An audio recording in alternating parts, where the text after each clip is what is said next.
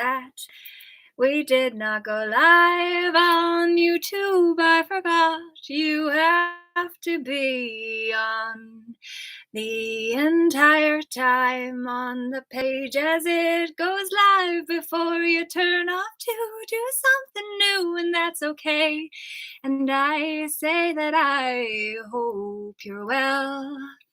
So today I want to read you 2 chapters, and so I'll say, from Joyriding the Universe, I got 2 or 3 chapters, so I'm gonna get right into it, and so we might be able to get to 2 or 3 chapters. So tune in, and thank you for tuning in. Let me get some coffee, and then we'll drink. We'll read. I do hope you're having a great day, and I think there's some intense energies. There was a full moon, I believe it was. I don't know specifically. I just know that it has been a crazy energy time for me and others that I know also. So I hope you're doing well, and I want to say, not all those who wander are lost. So we may feel lost at times, but that's simply because that part of our trek needed to take us exactly where we needed to go to get the lesson that our soul needed to get for this lifetime. And the first chapter we're going to start with today is Core Lifetimes and the Time-Space Medium. So enjoy. A core lifetime is when the light from the universal principle penetrates the time-space membrane. If you could see it from your perspective, this membrane looks like a mirage of jello. That is the easiest way to explain it. From outside of it, it looks as if you were looking in your beautiful night sky, but you know how your mirages wobble. It wobbles like that, and its substance is like looking through clear gelatin. The core light, core lifetime, is the entity, you. When you are at that speed, you travel so fast that you cannot be held. In order to see itself, this light penetrates this membrane, this jello, this gelatin of time-space. It penetrates so fast, just like a laser beam, that it cannot stop to check out the experience. In its traveling through that membrane, it leaves a holographic imprint of its journey. It would be like burning a laser beam through a steel door. The metal is all warped, and you can't see the laser beam anymore. All you can see is the path of where it went. The core life is the exact same thing. The core life, or the core light, traveled through the gelatin membrane called time-space at such a rapid rate you couldn't see it, and it left a hole or an imprint from its journey, just like the laser beam on the steel door. Now you come along and examine the door to try to figure out what made the hole, but that is what you call your lifetimes. This would be much like taking a big steel this would be much like taking a big, thick steel door, burning a hole through it, and then sitting around analyzing every inch and every speck of the entire metal to see what made the hole. Because of the way time space is made, this planet, your lives, are all a hologram. Everything you see. In the membrane of time space, in the gelatin, if you used a laser beam in jello, it would melt, but it would fill back in. With light in the time space medium, it is the same way. The core light penetrates through it at such a rapid rate that it melts it almost behind it, pulling the gelatin back in, creating a hologram of its journey and giving life to everything it passes through. The time-space medium was a membrane created out of possibilities. So whatever portion of the membrane the light penetrates will determine which portion of the membrane it gives life. The core light went through, penetrated, created a hologram, a very straight hologram. It couldn't see itself, but as it did that, it was so high-powered with love and life that it gave life to the jello around it. Each of you are taking a piece of that, calling it yourself, and dissecting where the light went through. Your lives, as it were, are the study of the paths of the light through this medium. From one perspective, it was only one light that traveled through, and it imprinted the whole thing. This is why you live all of your lifetimes in one lifetime. Or you can spend as long as you want, and thousands of them playing around trying to dissect what you are. When the light made a hole through the gelatin, the hologram, the portions of the gelatin that gave it life are like little worms trying to inspect where the light went through. It would look much like your brain systems. If you could actually watch your neurons firing in your brain system, it looks the same way. They would get out and jump back in because they are not perceiving themselves to be mini lights. They jump back in to try to see the rest of the story. You are all trying to see the rest of the story. You want to see how it ends. So, from one perspective, that is why we say also, you are living what has already been lived. The core light, having gone through the gelatin, lived it all because it gave life to it all. Let's look at it another way, and we'll put a different persona on time space. Let's say that time space is a physically manifested entity like a genetic structure. Let's say that it has a body, but it doesn't look like yours. Let's say that its body looks like a piece of gelatin, just like what we've already described, but it is a rich, fat, genetic story. That is its body. Let's say in the abstract that this entity is an entity that is a manifested entity, just like you are, that has a different body. This entity, when its body is manifested, looks like a membrane of gelatin. But it is as vast, but it is vast and rich in genetic heritage and memory because it went through all these experiences just like you do. But they weren't in bodies quite like these. So, this entity, the gelatin entity, which is what you call the time space medium, has a body, a total genetic body. The light penetrates, like we said, as it penetrates through, it leaves a hologram of all these little life essences. Each one of these little life essences picks a different genetic memory out of the body and gives itself a face. So now, where the light penetrated the body of the gelatin entity, it ran into the vast genetics, all of these stories, all of these faces, everything it had gone through on its journey. When the light went through it, it left the hologram, or it left the path of its journey. The light and the love was so intense that it created life. It gave life to every one of the genetic structures. This is like its DNA structure around the wound where the light went through. Each of these little particles starts trying to heal the wound in the gelatin. This is its way of healing itself. If you cut yourself, your body goes to work in the same way the gelatin body starts working to heal itself.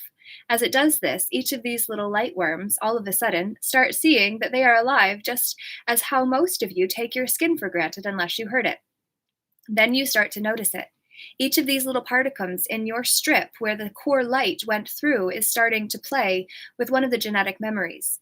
Since that genetic memory gives it a whole story of who it is, it now thinks it exists and is a person. In one sense, each of you are like antigens or antibodies trying to heal a larger body. Each of you think you are a person. Man and woman, not person, just to clarify. But each of you think you are a person, but you are just one of these antibodies in the gelatin body. The light went through it and gave life all around it. It created a wound, so it had to start healing itself. But the wound was life giving, so it created everything to be alive. Because you are all out of the same gelatin body and the same light that penetrated it, you could say every one of you is the same person on this planet. Every one of you, in a very legitimate way, is a face of each other. So, which one of you is the real you depends on which day of the week it is and whether you like you or you like somebody else better.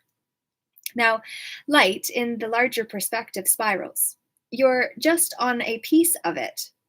You're just on a piece of it, so it looks like it only goes straight. You assume that light does not bend, and therefore does not create a spiral because you are only playing with a part of it. Light always spirals. The light went through the gelatin in a spiral motion, and it is going to return. The speed, the velocity, and the intensity of the light penetrating the gelatin membrane will determine how close of a circular motion it makes. Here, you believe light is one speed, but that's because you are just playing with one piece of light, the straight light, the straight part. Light has different speeds. You can see that in your different frequencies. They are also light. Light travels at different speeds, different velocities. It has, I just saw the question, do I date? Um, that is a funny question. All right, so light travels at different speeds, it's private, by the way. Just, I laugh, and who asked is no longer on anyway, but that's funny. Yeah, private, just like my private medical status that I don't share. So, hmm. Light travels at different speeds, different velocities. It has different cycles. You could visualize this light like a loose spring. You could take this spring that normally would be a foot long and stretch it out 10 feet. Your mind knows what that would look like. The coils are farther apart. If they are, then each loop is going to be separated from the last one. If it isn't stretched, then each spiral of this spring is next to each other. So also, if the coils of light are tight, each time that the light comes back around, it is going to be very closely connected to the last loop. Your universe was created out of a spiral that was very tightly wrapped. One way of looking at it is that each loop became a dimensional reality. See it all as being a tight spring, with each revolution touching the next so there are no gaps. That is how your universe here was created in a virtual no time and no space. Each loop is a dimensional reality. You stretch them apart and you assume that you are separate. If you left the spring as it was, it would be tight. If you stretch it, it would assume that each revolution of the wire is separate. Since it sees itself as separate, that's what you do as well. That's what you do. When the time space was created for the system that you're living in, it was created by a light thought principle that was very tightly wrapped and then stretched. Each time the light penetrated the gelatin membrane, it made the next revolution and penetrated it again and again until it went through the whole membrane. That is how come you have linear time to begin with. Because the coils on the light spring are so close together, you can take this time-space gelatin after the light has gone through it and expand it, just like a regular spring. When you do, there is a gap between all of the loops, and these gaps and loops are what you are calling you, your time, and your objective space. You are merely seeing the little straight portions of the same large spiral of light separated from itself. It is like looking end to end down the top of a stretched spring. The light was trying to see itself each time it burned a hole through the gelatin. It made a very fast revolution, so it would have a chance of glimpsing the effect of the last revolution. Each of you are that each of you are this light glimpsing itself down the small portion of the light that intersects the jello, glimpsing yourselves through the separation of seconds, hours, days, and geographical space. It allows you to watch your idea of yourself evolve to the finished ideal. It is evolution, and it's called manifesting, and the process is the same at whatever level of creation. All of this is a little difficult to talk about because we're talking about something that is nonlinear from a linear perspective. Let's say that the core lifetime had an ideal. That ideal is the basic thought. The thought will go first, and then the light is the following spiral. So let's say that this core entity, you, is at one end of the spiral you are about to create. First, you put out the thought or ideal. In this case, it was a finished body that you could live in on this planet, a body that could hold a full-fledged God. Immediately, the thought runs ahead of you in the time-space medium or whatever you are going to use. Light is trailing thought, so the light fills in the thought through the medium. This gelatin, you see, is an entity. It just looks different than you do. It is an entity that is so vast, so rich, that from it you can get any material, any information, anything you need. So here you are, the entity, and what you want to create is a body that will hold a full-fledged God. The thought will go first through the medium to begin to collect upon the thought what it needs to build this. The thought will go first through the medium to begin to collect upon the thought what it needs to build this. It is much like going into the universal genetic pool and pulling out what you need. So the thought will go first through the universal genetic pool to collect what you are going to build this on. The light will also go at the same time the thought does, but the thought travels so fast that the thought has already arrived at the finished idea at the same time the light is starting to spiral to create it. So if the light travels in a very tight spiral, it will be able to keep brushing against where it just last created and see on each revolution what its last step was. Then, when it reaches the thought, it has the knowledge of every step and every increment of organization it took to get the end result. Let's say that you're the entity. You've already gone through this process. You've put the thought out, the light is creating the spiral. The thought that went out first already has every piece of data you need. but it's in a pool and it hasn't been organized. The light is organizing it. You've put out the thought for the possibility you want. As you put the thought out for the possibility, it is already created. It is already done. Since it is already done, the light will start. The light now will start your own spiral to create it into a manifested form. Wow. So basically, our thoughts truly are things, as James Allen says in As a Man Thinketh, which is a very popular book within the personal growth and development field that many people have grown from significantly. So, highly recommend that if it resonates for you. And I want to read 2 more chapters. They are short ones. So, with all of these as well, for anybody that tunes in, I do edit these and then I cut them down so it's only the reading of the chapters part, and then I can post that into a section where it's only chapters. So I am doing my best to create playlists of information from books that I believe would benefit you to hear and receive. So the creative possibilities of limitation. You all create your reality whether you want to admit it, whether you realize it or are consciously doing it. Everything in your life you have created. Actually, if you're willing to sit down and take the time, you could see where you have created everything that you have. Within your beings, the portion of you that sets out to create your reality will usually do it by default because you don't consciously put in the intent in everything that you wish to have. Realize that you are such intricate beings that you can't just sit down and say, okay, I want a new car in my driveway right now, and it will happen. You are so multidimensional, and you already have so many belief systems, so many different characteristics within your own being and your own personality that every time you try to manifest anything consciously, it takes all these into consideration. All of your hidden agendas, all of your attitudes, and all of your belief systems come up and make a composite picture. When you try to manifest anything consciously, it just puts that as data into the large computer bank to see what you are going to get. Let's say that you move to a place of trying to manifest a car in your driveway, a brand new one. First of all, none of you really know what you want. You start out with an idea and you change it and change it and change it. So several days later, you're still trying to manifest the car from a conscious perspective, but you have already changed the model, make, color, and everything else on it several times. The thought has never been released so that it can be manifested back to you. This is the first issue.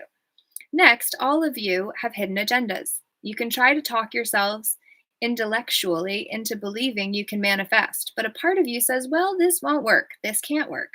So when you finally try it, you only intellectually talk yourselves into it. As you do this, you can generate enough feeling tone to put a good impact in, but underneath it all, you know that you've never done it before. Since you know you've never done it before, it puts it in a place where you are actually nullifying what you are trying to create. Your realities are created minutely and intricately down to your very last detail. Look at it as a giant computer having to take every little piece of data and create your reality out of it, and that's what you get. Everything you think about yourselves, everything you think about reality, everything you think about any aspect of your life whatsoever are little pieces of data being fed into a large computer. The large computer puts them all together, makes a synergy out of it, and says, well, this is what the reality will be. Let's say we've put in 10 or 15 parts of, yes, I can get this new car in my driveway. That goes into it. But we've also put in 5 parts of, I can't do anything. That goes into it. Let's say we've put in 15 or 20 parts of hopelessness. That goes in. The I believe in struggle attitude goes in there. I really don't deserve it. That attitude goes in there. I can't do it. That attitude goes in there. I couldn't afford the insurance payments on it. And what about the taxes on it? That goes in.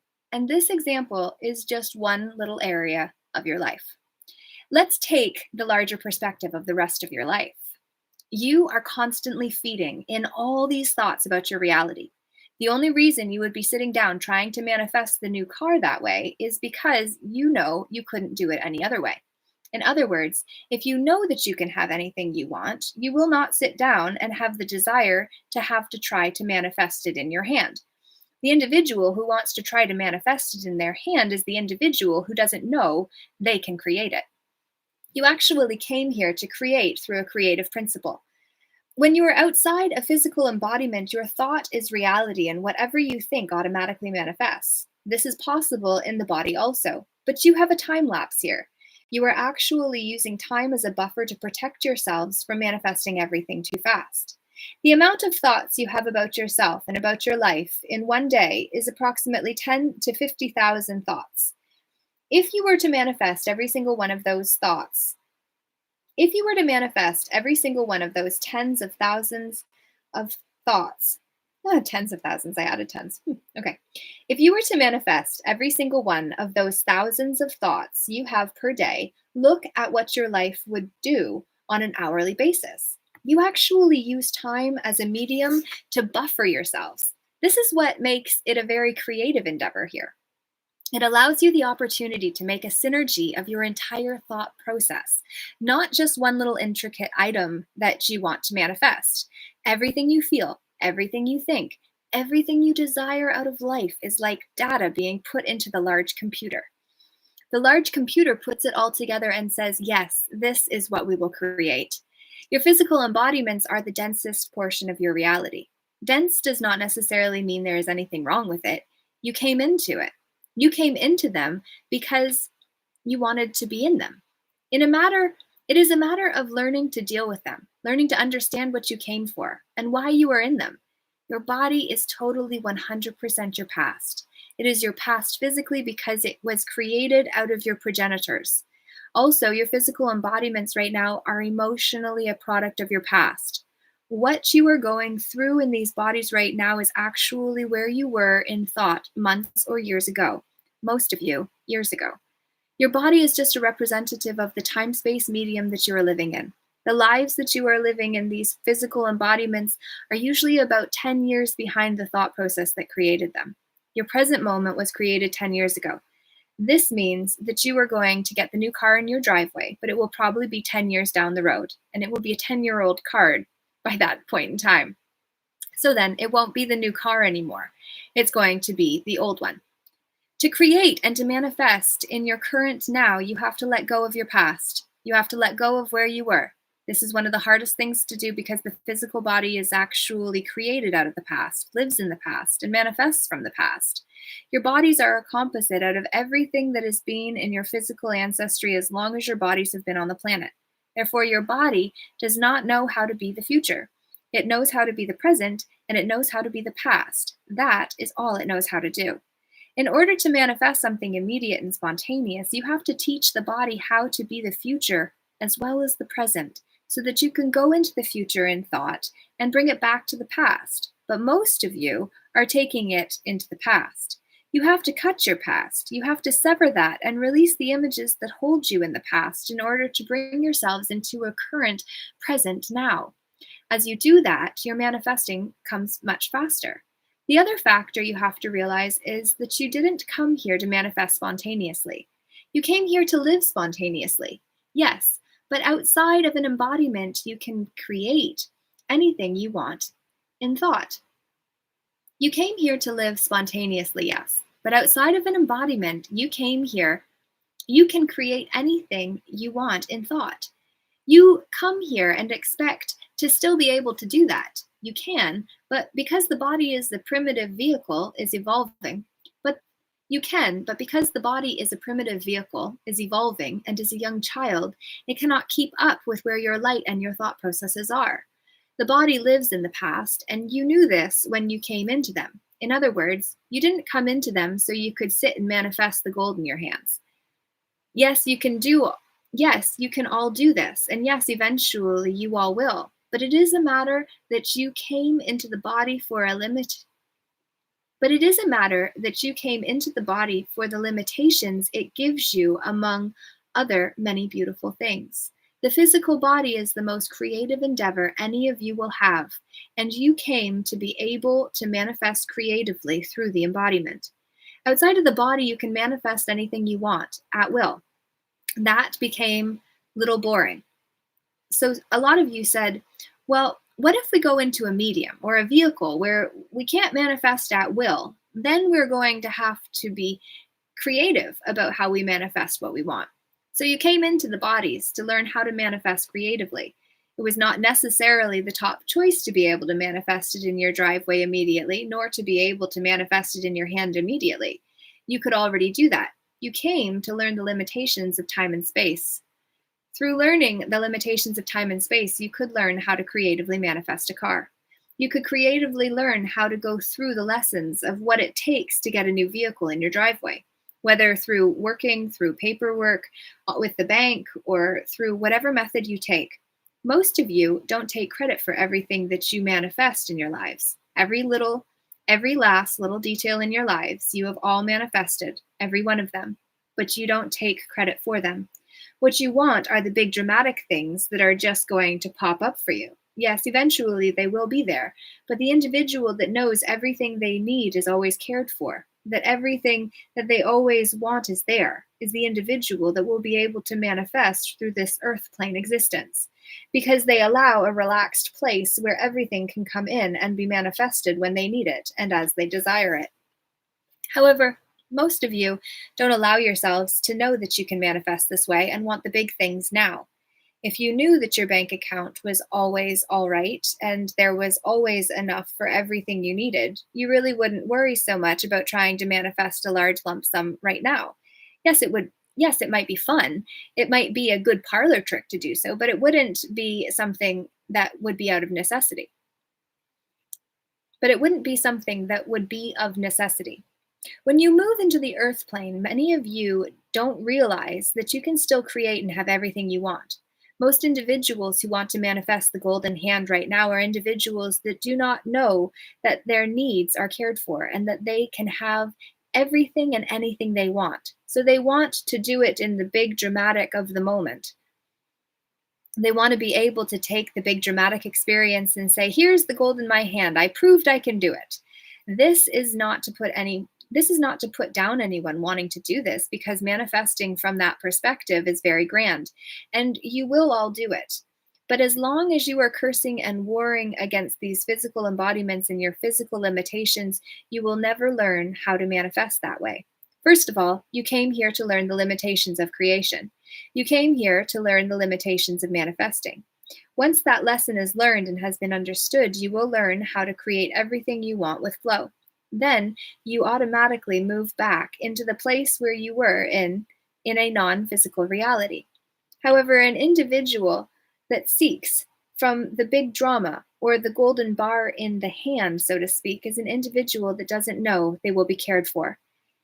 If you don't know that you are already cared for, you will never create that with consistency. If you are wanting to move into a place of learning how to manifest and manifest with regularity, look at it to come from natural events. Your lives are created with flow. They are created from natural events and natural experiences that are in your control. Yes, you can facilitate them, but most of you wait until you get into a crisis. You say, my bank account is too low. I'm in a crisis and I want gold here and now. If you are into flow all the time, you would understand that if the bank account is in crisis, that you're just at a low. There is a reason for it, and you're going to be out of it in a few days or a few weeks. You wouldn't worry about it, and it would just take care of itself. However, most of you, because you manifest sporadically, so to speak, and don't keep it up on a constant basis, you hit and miss. You get a large manifestation here and one there because your ego is looking for the drama. If the ego is looking for the drama, it will make crisis in order to have the dramatic episode to pull you out. If you had what money you needed in your bank account and somebody gave you $1,000, you wouldn't think a whole lot of it. However, if you were an individual that is constantly looking for the golden bar in the hand, so to speak, then you're going to be the same individual that will use crisis in order to create stimulation. If you put yourself into crisis where the bank account is gone, then if somebody gave you $1,000 in the hand, it would be the biggest drama you've had in a long time, and it is a prize. You're very grateful for it. It also feeds the ego. If you want to learn to manifest and manifest all of the time, see it in your life. You do manifest your lives moment by moment. If you can manifest your lives moment by moment, you can create anything you want, but let it come in its natural space. If it comes in its natural space, then you are just going to evolve into a place that you will think, well, I'd like an extra $1,000, and it will pop in there and it won't come out of crisis. Right now, you've all taught yourselves how to design, manipulate, and manifest out of crisis. When you get into major crisis and have major need, then you will do it. And when you do it, it is dramatic because you just saved your own life, so to speak. You just pulled yourself out. And so you use this to prove yourself to be the gods that you already are. Know that you already are God. Know that you are already God. And you came into a medium to understand the limitation, to work with it, and to heal yourself. If you just knew that your whole entire life was cared for, that it was always exactly as you needed, and you always received everything you wanted and desired, not just needed, but desired, then it would just always be there. But when you don't live that way, and you don't know that you are taken care of, then you are always going to look for the drama. If you are always going to look for the drama, then your psyches will create the crisis to actually mirror the drama and make it look bigger to you when you get the dramatic effect. This is the way a lot of you manifest. It is just a matter of changing your perceptions on it. Wow. Yes. So, myth as personal truth is the next short chapter. So, I thought we could do 3 good ones today, and then we'll be able to get through a couple after the weekend. I just want to get some lip balm on. And nobody is commenting on Facebook, so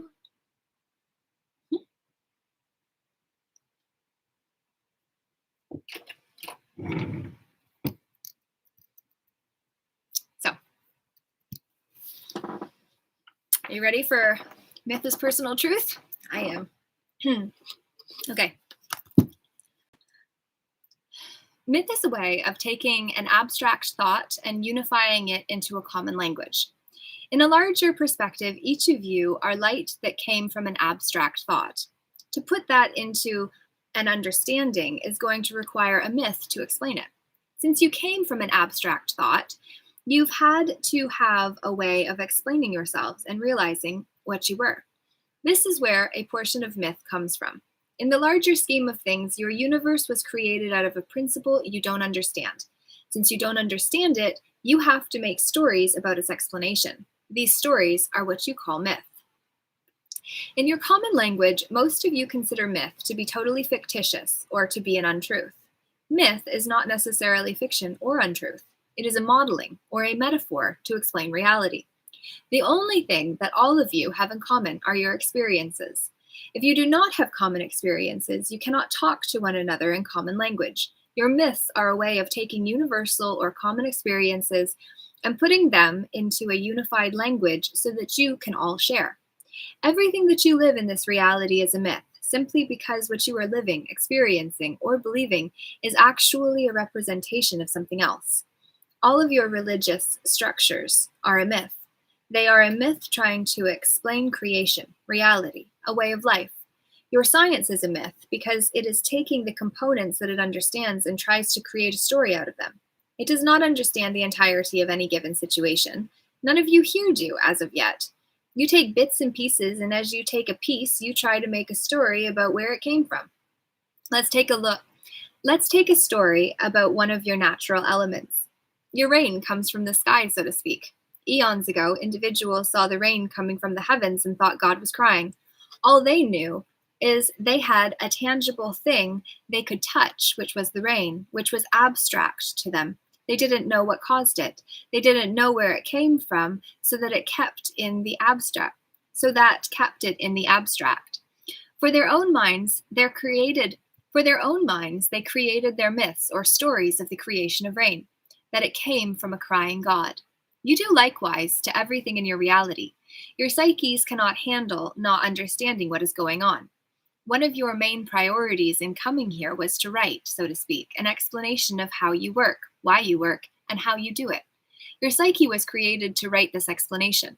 When you start doing anything in your life, your psyche automatically has to have a reason for it, because that is part of its programming. It begins to make stories or myths about your life to tell you what your reality is. All of you are in the process of living different realities and experiences. It makes it quite difficult to talk common language. People throughout time and history have come onto your planet to try to create unified myth or a unified reality.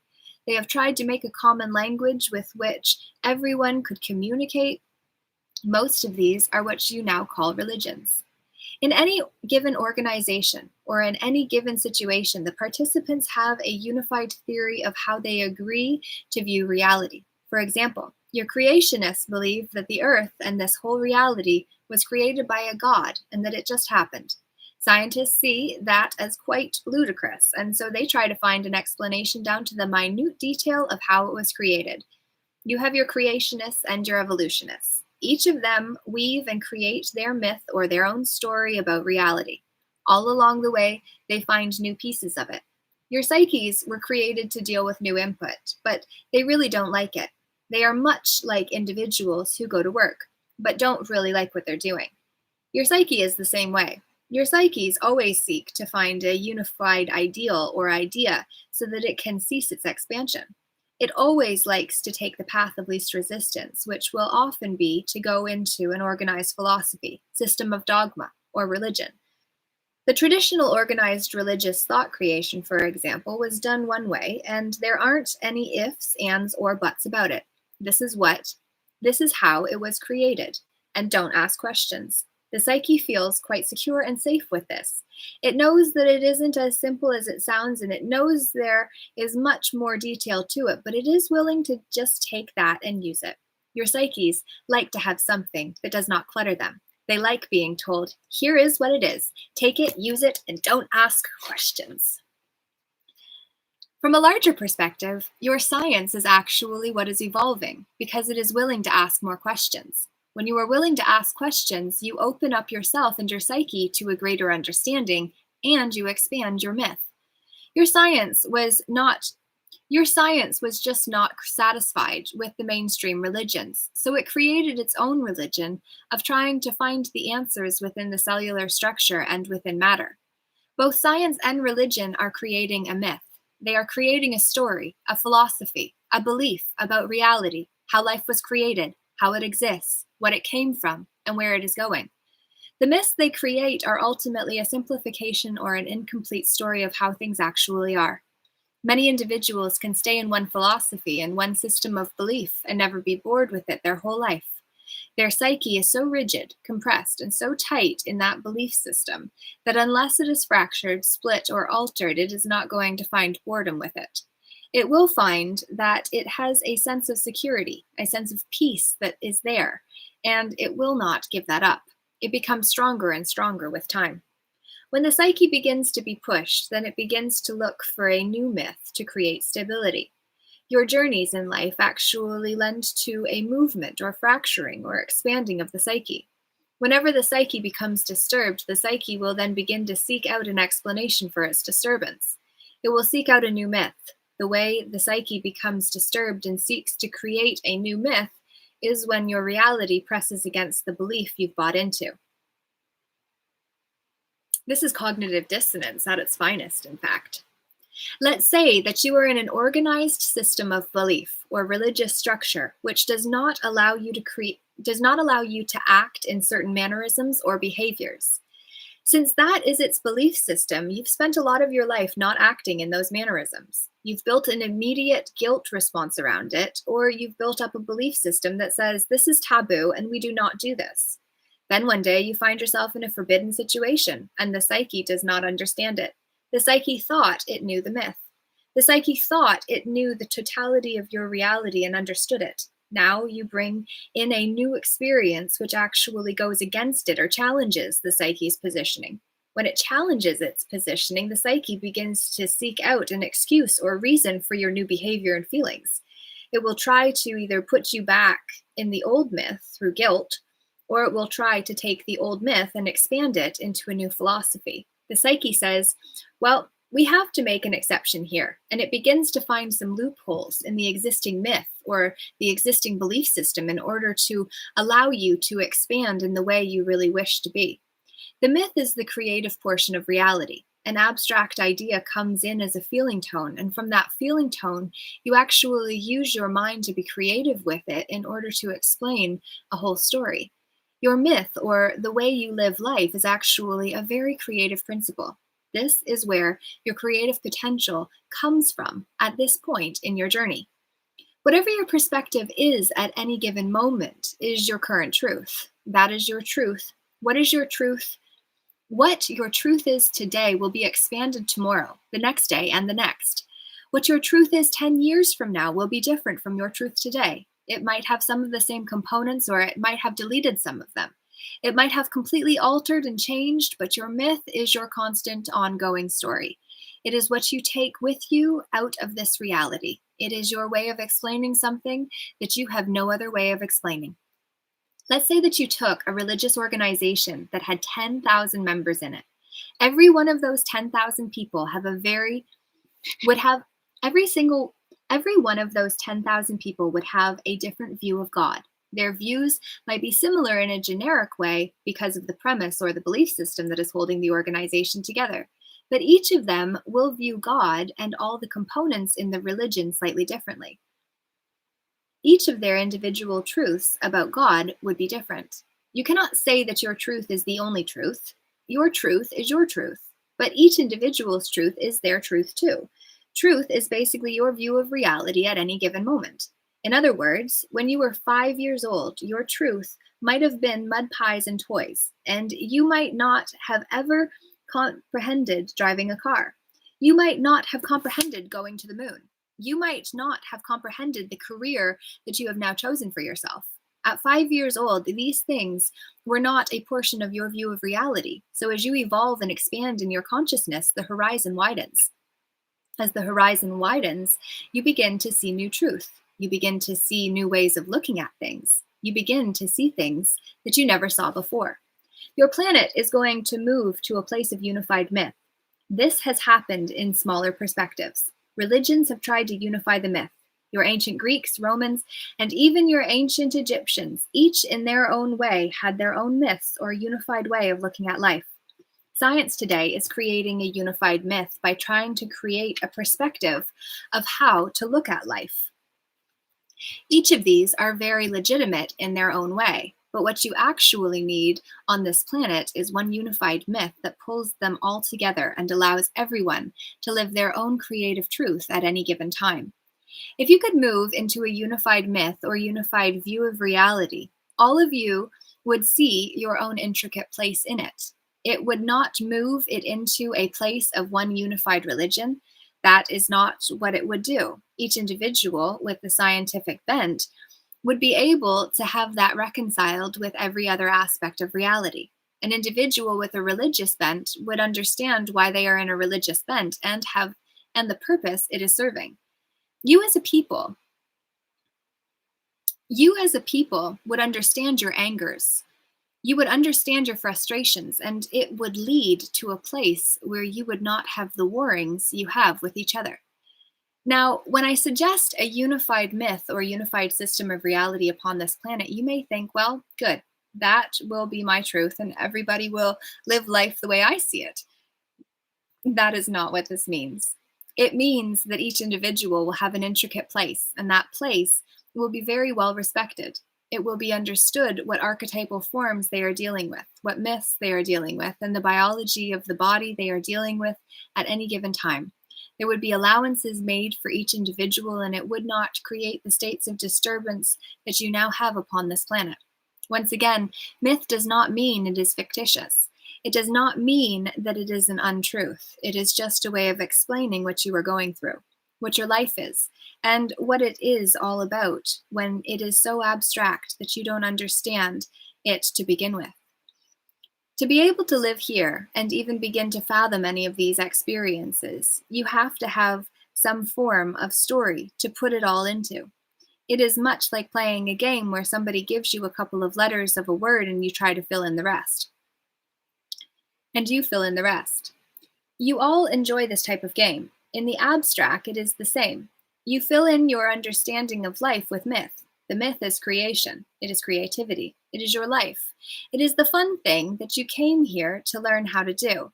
Taking the components of it and weaving your own story is called life, and it makes each of you individual and unique. Wow, 4444 over there on YouTube right now in terms of the recording time. I am grateful we just made it through 3 chapters, so that is super exciting. And nobody is tuning in right now, but that's okay because ultimately I knew that I wanted to do this reading today because I have fallen off the wagon over the last few days. And ultimately, there is incredibly important information here. There is also the Kings and Queens rally that we're going to do in Queens Park. If you haven't already saved the date, that's January 29th at 2 p.m. over by the statue in Queens Park. So it's the Last Stand statue is what I call it, the man and the horse. I forgot to take a picture of who it actually is on the horse, but I call it the Last Stand picture because this is our last stand to be a man and woman and stay in our original form without becoming an aboriginal or an alternative or many of the other ways that the original was bastardized by a government that created a term or a status or limits, and then it implied those upon those that accepted the title. So there's so much. There's so much. I want to read one more chapter. So we're going to make it an hour long today. Or maybe a little bit more. This one? Okay. The development of consciousness. You were all thoughts within the mind of your creator as the creator saw itself in different directions, different ways, different actions, and different movement. If it needed something solved, it created something to solve it with. It was a grand game of psychological constructs for it. At this point, the creator that was thinking this all into existence became aware within its own being of what it was doing. It found that it had great love for what it had imaged into existence in its own mind and in its own thought. It moved into a place of wanting to give it life. Therefore, it endowed each particum, which was originally its own thought, so that the creator or the source would see itself in a particular role. While it was in your intent package, while it was in a particular role, it would embrace that, give it a package that we'll term your intent package, for it to exist and to become alive because the creator found that it lacked all of these different faces. It loved the way that it did different things. It loved all of its own creations and its own thought. So it moved into a place of giving a portion of itself to all of its own thought, and it loved itself into existence. When it did this, it took all of those individual thoughts that had originally been within its own mind or within its own consciousness and individuated them out, giving each of them an intent package. The intent package was their programming for existence. It was what they had done in the mind of the creator, the faith of the creator itself. The intent package contained all the input necessary for each of these individual particums to actually go into existence, experience existence, live through it, and live up to the total intent of the creator. In the ultimate whole, the creator loved all of its creations, so therefore it loved them clear into existence. In this intent package, each of you were given. The creator saw its own self living a certain particular role or certain particular way within its own consciousness, and gave a package of life to each particum. This intent package was then birthed into the particum, into physicality, into a physically manifested reality, this one or another. It would then take these individual particums, isolate them so that the creator could experience itself through them, and hopefully move them into a place of individuating and becoming its equals. A portion of this intent package all of you received was the original intent of your creator within the consciousness of your creator. In whatever way the creator saw itself playing out the role was a portion of your original intent package. Another portion of your original intent package was a desire to maintain and remember everything you had experienced, so that the creator of your being would have a more full experience of manifesting reality. You were created and given a module to maintain and remember that, and we will label that a soul. It was created to take every experience it had ever had, imprint it, hold it, maintain it for record, so that the source or your creator would be able to fully embrace that experience. The creator loved everything within its own consciousness so grandly that it wanted it to exist. A portion of your intent package was to exist and to come alive because the creator was trying to make all of these faces of itself, its own consciousness, come alive. It wanted to actually embrace them each individually rather than just be a mass within its own consciousness. Your intent package contained your original intent or your original face of your creator. It contained within it a memory chip, if you wish to term it, called the soul, to record the experiences of this individual particum. It also contained within the package the desire to want to live and to exist. It also created time and space, a medium for holding each separate from the other so that they could live out their intent package. The whole intent package was to become a different face of the creator in consciousness. This is how you were originally created into existence. At this point, you were just consciousness particles out of your creator. You were not a full consciousness. You have the ability to be the total consciousness, but you presently are just particles out of it because your source and your creator saw itself in all these different faces and it loved them into existence. Each of you are one of those different faces. As it loved each of you into existence, it wanted you to become equals to it because you already were. And it wanted you to become equals to it because you already were. You were portions of its consciousness, so you already were it. But you were in a place that you were minute portion. But you were in a place that were. But you were in a place that you were minute portions of its consciousness. So now, instead of being one consciousness, you are particles of consciousness. Each of these particles of consciousness, because of their intent package, could not interconnect fully with each other. The creator kept them separate in consciousness so that they each had a package that would allow them to develop their own consciousness as they would develop back into the full awareness of the creator. This was one way of birthing what you term creation of spirit. This is how one form of it is done. Each of these particles were held in an intent package and loved into existence by the creator. They were faces of the creator. Every one of you are a face. So as you were loved into existence, you began to feel some separation from the creator. You had originally been full, complete, total consciousness, and now you are a part of consciousness, not a whole consciousness. This put you in a place where you felt oblivious of knowing who and what you were. This created your original sense of separation. You could not function as the whole consciousness or the whole creator or source any longer. You had the full ability because you were intended to be and already were one of its faces. As you took that and moved it into your medium called time and space with your intent package, you felt separated. Since you felt separated from your wholeness, you felt rejected by it. You felt as if you had no way of knowing. This is where your lack of ability to know the larger picture began to come from.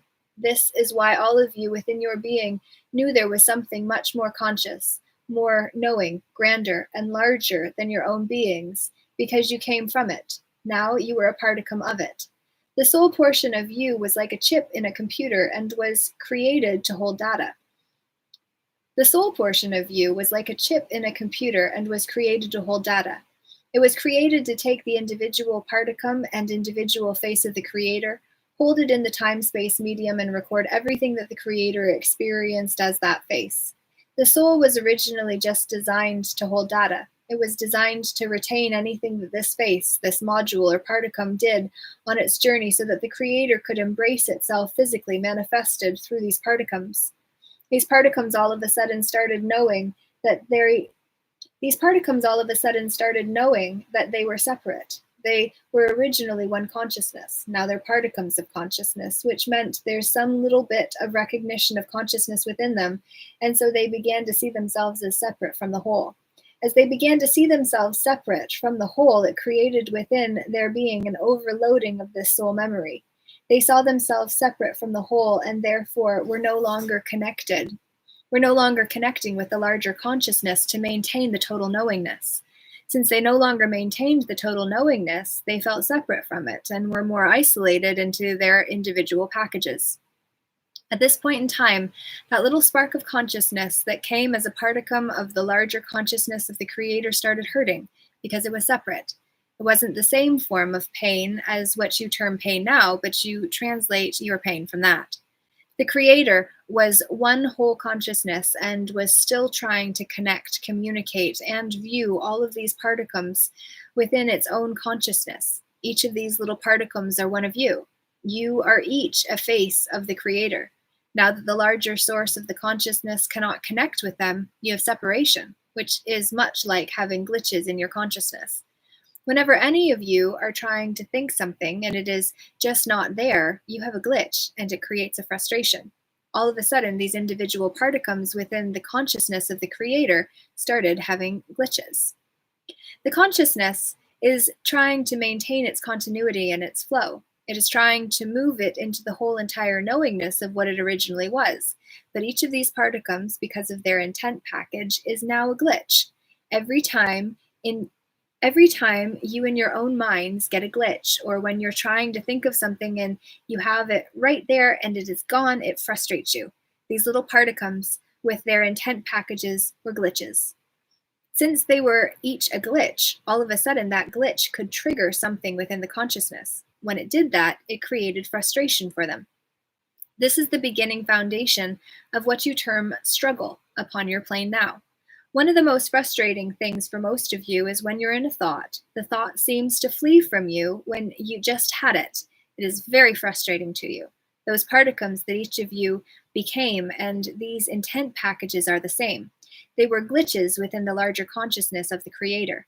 Since they were glitches, they were now conscious that didn't have the whole picture, and it created frustration. The soul wasn't created to record frustration because the Creator was love, joy, and totalness. It didn't know or have the experience of frustration. So here you have an intent package, one of you with a soul. The soul was not designed to understand or process any form of struggle. You now have frustration because it perceives itself to be a glitch in the consciousness of the whole. As it does that, the glitch will actually create frustration within you. That frustration manifests itself as struggle into physical existence. Now the soul, which could not understand or interpret frustration, begins to develop a little bit of independent consciousness based on struggle. The glitch creates an electrical charge. As it does this, it starts triggering your consciousness. As it begins triggering this consciousness, it starts to remind you of your whole intent package, the intent to become a creator or the same essence, and that you were a face of the Creator. But the soul doesn't have that awareness of that intent in the same way, because it was created to record the data of the Creator. It wasn't created to necessarily make new creators, but just to record data. So you're giving it all this information that it doesn't record. So you're giving it all this information that it doesn't know what to do with. Now it has to begin to process it. As it begins to process what is coming in, it is becoming overloaded. In this overload, it is much like any electrical circuit that becomes overloaded. It starts sparking and creating a form of pain. Now you have a consciousness and a soul, but it was a portion of a consciousness, not the whole consciousness of the Creator. This particum out of the mind of the Creator is now seeing itself separate. That means it is beginning to wake up, or it is beginning to have some form of intelligence. We will label this artificial intelligence, because if it was in the larger intelligence, it would be the whole Creator. But these are faces of the Creator trying to be grown and inspired into being a whole Creator on their own. Therefore, that is why we will label it artificial. Not that there is anything wrong with them. The reason it is artificial intelligence is because it isn't a full consciousness yet. It is not consciously aware and awake. These little particums, because of the sparking and because they are a glitch within the larger consciousness, are waking up a little bit and are beginning to try to create artificial intelligence. It is trying to draw from that conscious particum to tell it what it is and to try to explain to it artificially what the wholeness of the consciousness is. The artificial intelligence perceives all the incoming consciousness as struggle. You have incoming consciousness, but it didn't know what it is or what to do with it. So as it comes in, it is trying to understand. Since it does not understand, it will create struggle for it. If you overload anything with data it cannot understand, it will go into a form of frustration. This frustration creates greater separation.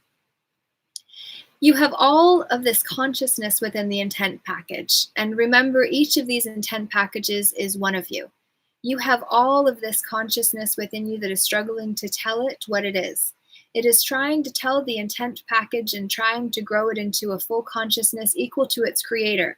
But you don't have a mechanism within there yet to form that. If the creator had wanted you all to be clones, you would have been. The creator or the source you came from wanted each of you to be individual, which meant that each of you needed to develop your own consciousness package, the totality of your own consciousness. This was the form designed to create a place wherein you would first develop out of that consciousness particum. That is part of your intent package, a form of artificial intelligence leading you to intelligence, leading you into your own consciousness. So now these particums are in frustration because the consciousness particum within them is trying to tell them what they are. It is trying to say, we are a creator, we are a God. The growing consciousness can't interpret it and doesn't know what to do with it. As the larger consciousness comes in, it is creating struggle. All the struggle that comes into your life is trying to understand consciousness. Anything that you understand is not struggle.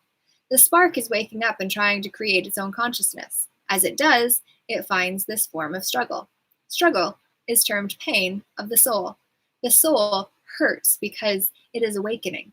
It is beginning to create an artificial intelligence within it as the soul is awakening and trying to become conscious.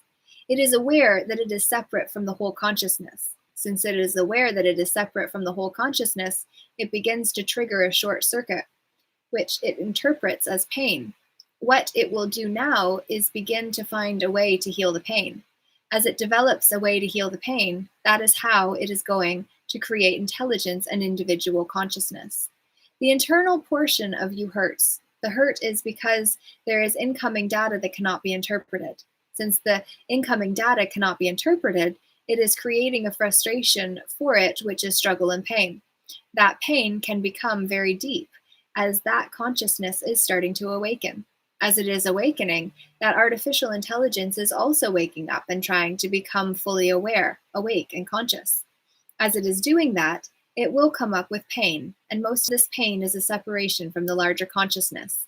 It is because here is something, and I should know this. I already know this somewhere. It is because that conscious particum within your intent package was part of a whole consciousness that knew it all. It was fully conscious. That consciousness package says, here's something coming in and I should know this. I do know what this is, but I can't find it. It is because it is separated from the whole consciousness of the creator. Since it is separated from the whole rest of the consciousness of the creator, it feels that it must have done something that was wrong and was kicked out. It feels like it has been rejected. It feels like there must be something wrong with it because it can't process properly. So it hurts. This is one of the forms of the original separation. It hurts in consciousness. Since it hurts in consciousness, it will develop or design a way to heal. It will design a way to quit hurting. One way of stopping the hurt is to develop image and ego so you don't have to feel it. But the fastest way to heal it and the surest way to heal it is to develop the consciousness.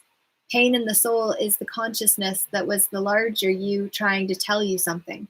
It is trying to tell you something, and the artificial intelligence within you that is trying to wake up can't relate. It knows it, but it doesn't know it. But it doesn't know what it is. Healing comes for the soul when you become conscious. Each time you hurt within your being, take that hurt and find out what it is telling you. That puts you into consciousness and eases the pain. When most of you feel pain, you cover it up. You add another layer to your image. You build stronger walls. You build stronger barriers, blockages, so you don't feel the pain. It doesn't heal it. and it does not make you aware or conscious. That covers it up. That is why the pain from the soul as you deposit it in your being lasts for eons. It is because it has never been dealt with. It is because you are covering it up. You're putting one band-aid on top of the other, and you've built a beautiful image of whom and what you think you are, but you don't know anything in consciousness. You haven't embraced anything in consciousness. To truly heal it and to truly heal you deep within your being, you need to go into a space of understanding, and you're only going to do that through feeling what is there. The consciousness comes in. If you allow it to be felt, it may hurt, yes, but the understanding will come with it. When you have done that, it gives you an emotional embracement, which is consciousness and intelligence. And then the little artificial intelligence particum that is waking up heals because it knows. Knowingness is the healing principle. As it comes in, it heals. You gain the knowingness, you gain the wisdom, and you grow in consciousness. Consciousness, in its true understanding, is what is alive. Everything else is variations or distortions of it, but consciousness is truly alive, and it is joy. Consciousness is joy. I love that.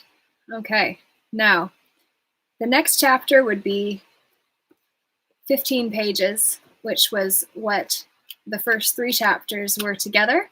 So we're going to work on that one tomorrow. And I'm going to say this is good enough for today. So would love to hear your thoughts on what all of this meant to you, what it meant for you, and what you're going to do with the information as always.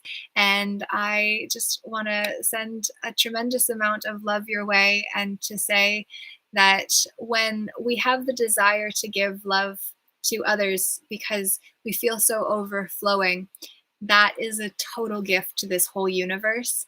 And when we give to others, we also receive.